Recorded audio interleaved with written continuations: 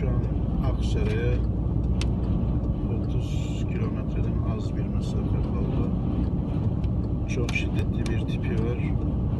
Yağan bütün karlar şu an yola sürükleniyor. Araçlar çok zor ilerliyor. Şu an en fazla 30-35 hızla gidebiliyoruz. Hatta gidebilmek için kendimizi büyük araçların arkasına atarak ilerliyoruz. Böylesine ciddi bir sıkıntı var şu an bu yolda.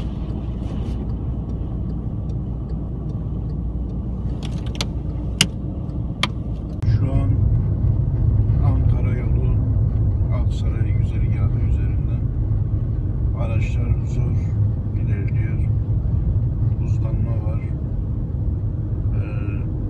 Şu an karayolları yolların tuzlanması konusunda üzerine düşeni yapmamakta zorluk çekiyoruz.